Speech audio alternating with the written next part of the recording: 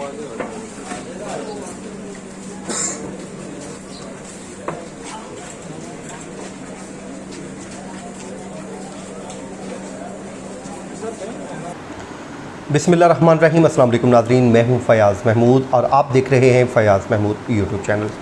नाज़रीन, नूर मुक़द्दम कत्ल केस की समाअत करने वाले जज अता रुबानी, एडिशनल एंड सेशन जज अता रुबानी के अदालत से बड़ी अहम पेशरफ्त हुई है और वो पेशरफ्त नूर मुक़द्दम कत्ल केस में नहीं बल्कि पेशरफ्त सामने आई है E11 में लड़की और लड़के को हरासा करने के केस में ये पेशरफ्त हुई है।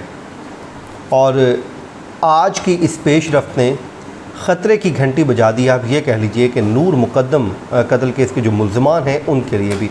उसकी वजह क्या है? आम तौर पे जो चार्ज फ्रेम है उसकी मुख्तलिफ़ तारीख़ें मुकर्रर होती रहती हैं और मुल्ज़िमान कोशिश करते हैं कि चार्ज फ्रेम ना हो सके, लेकिन आज एडिशनल एंड सेशन जज अता रुबानी ने लड़की और लड़के को हरासा करने के केस में 7 मुल्ज़िमान पर पहली ही तारीख पर चार्ज फ्रेम आयद कर दिया है।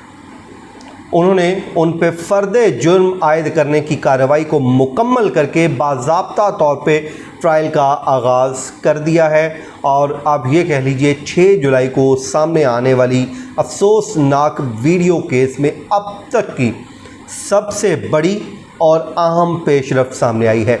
इसमें मजमूई तौर पे आज जो चार्ज फ्रेम किया गया उसमें से 13 इल्ज़ामात हैं, वो मैं आपके साथ शेयर करूंगा और इसमें अब होगा क्या वो मैं आपको बताऊंगा। इसमें जी सबसे पहले आज उस्मान मिर्ज़ा जो मरकज़ी मुल्ज़िम है, मरकज़ी किरदार है उसको, और उसके अलावा हाफिज़ अत्ताउर रहमान, अदारिस क़य्यूम भट्ट, उसके अलावा रेहान, उमर बिलाल मरवत, मुहिब बंगश और फ़रहान शाहीन पर फ़र्दे जुर्म आयद की गई है।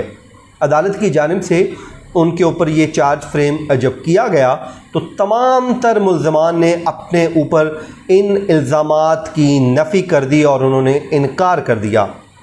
उन्होंने कहा कि उन्होंने ऐसा कोई जुर्म किया ही नहीं, जिसके बाद अब अदालत ने इस्तग़ासा यानी कि पुलिस को हदायत की है कि वो अपने गवाहान को अदालत के सामने पेश करें और अपने इस मुकदमे को साबित करें।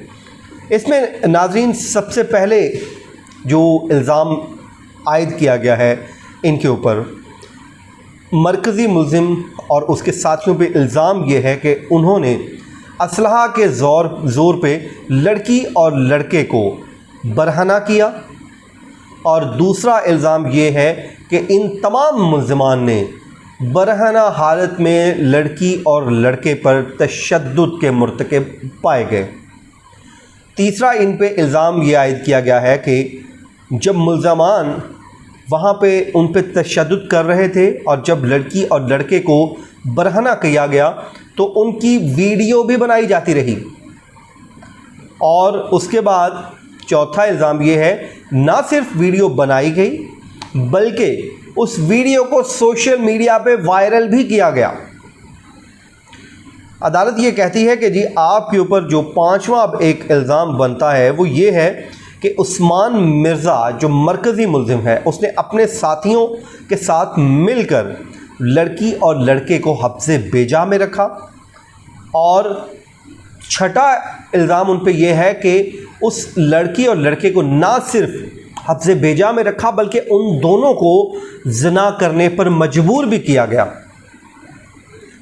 अब आगे आए जी, 7वां इल्ज़ाम ये है कि लड़की और लड़के को आपस में जिनसी अमल करने की बार बार धमकियां दी गई। कहा गया कि अगर आप जिनसी अमल आपस में दोनों नहीं करेंगे तो ऐसा ना करने पर इज्तिमाई ज़्यादती का निशाना बनाया जाएगा। ये लड़की और लड़के ने अपनी जब स्टेटमेंट दी थी 164 की मजिस्ट्रेट के रूबरू तो उसमें उन्होंने ये बात बताई थी और जाहिर है अब ये भी उनके ऊपर एलिगेशन है कि उन्होंने लड़की और लड़के को ये अमल करने पे मजबूर करने की कोशिश की और ऐसा ना करने पर उनके साथ इज्तिमाई ज़्यादती करने का निशाना बनाने की धमकियाँ दी गईं। उसके बाद ये धमकियां जो हैं वो उस्मान मिर्ज़ा और उसके दोस्तों की जानिब से दी गई, ये एक इल्ज़ाम है।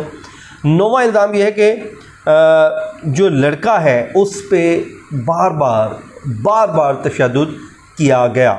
तमाम तर मुल्ज़मान की जानिब से ये तशद्दुद किया गया। आज जब चार्ज फ्रेम पढ़ के सुनाया गया, ज़ाहिर है इनको चार्जशीट पहले ही जो नकूल चलान की दी जा चुकी थी, तो आज एडिशनल सेशन जज अता रुबानी ने ये तमाम तर उनको ऊपर फ़र्द जुर्म आयद कर दी है इन इल्ज़ामात की रोशनी में। 10वां इल्ज़ाम इन पर यह है कि लड़की जो मुतासरा लड़की है उसके को बरहना करके उसके जिस्म के मुख्तलिफ़ हिस्सों को बार बार छुआ गया। ये जब वीडियो सामने आई थी नाज़रीन, तो जब ये मंज़र मैंने देखा था तो मेरे लिए वाकई ये बहुत तकलीफ़ दे मंज़र था और मेरे दिल में एक बात निकली और बीइंग अ ह्यूमन बीइंग मेरे दिल से एक ही दुआ निकली कि या अल्लाह इन लोगों को बर्बाद कर दो। कि जो भी था वो किसी की बहन है, किसी की बेटी है, आप इतने ज़ालिम हो गए, इतने आप पे उस टाइम फिरौनियत आ गई कि आपने उसकी बॉडी को न सिर्फ छूते रहे बल्कि कमेंट भी पास करते रहे। और यानी कि आप ये कह लीजिए हव्वा की एक बेटी की इज़्ज़त को जिस तरह तार तार किया गया, वो मंज़र देखने लायक नहीं था। मैंने वीडियो बंद कर दी थी जब वो मेरे पास पहुंची। ऊपर उसके बाद जी इसमें बताया गया है कि ये जो वाक़या है 18 और 19 कि ये नवंबर 2020 की दरमियानी रात का ये वाक़या था, जब लड़की जब जॉब के लिए आई और अपने मंगेतर के साथ उनकी ज़ाहिर मंगनी हो चुकी थी उस चलान के मुताबिक, और उसने कहा कि मैं जॉब लेने के लिए आई हूँ और ज़ाहिर है स्टे करना था, तो उसने कहा कि मैं यहाँ पे अरेंज कर लेता हूँ। लेकिन ये उस्मान मिर्ज़ा अपने दोस्तों के साथ वहाँ पर पहुँच गया और ये सारा कार्रवाई उन्होंने की। उसके बाद जी फिर उनके ऊपर इल्ज़ाम ये है कि इन्होंने वीडियो बनाने के बाद भत्ता भी लिया और 11 लाख से ज़ायद का इन मुल्ज़मान ने उनसे भत्ता वसूल किया। अब इसमें जो पुलिस ने बरामदगियाँ की हैं वो मैं आपके साथ शेयर कर लेता हूँ। इसमें एक तो पिस्टल बरामद किया गया है जिससे उनको धमकाया जा रहा था, जिससे उनको ये नाजेबा जो फेल है वो करने पर उकसाया जा रहा था। वो पिस्टल भी बरामद कर लिया गया और इस पिस्टल की एक और ख़ास वजह यह है कि मुल्ज़िम उस्मान इसका लाइसेंस नहीं दे सका। ये पुलिस चलान में बात लिखी गई है। तो ज़ाहिर है जब ये गैर लाइसेंस याफ्ता जब असलहा रखेंगे आप तो उसका एक और मुकदमा आपके ख़िलाफ़ दर्ज होगा। फिर जो मोबाइल इस्तेमाल हुआ था वीडियोस के लिए वो भी बरामद किया गया है, उसको भी माल मुकदमा में शामिल किया गया है। और नाज़रीन मैं आपको बताऊं इन चीज़ों की जो क्रिमिनल केसेस होते हैं उसमें बहुत वैल्यू होती है।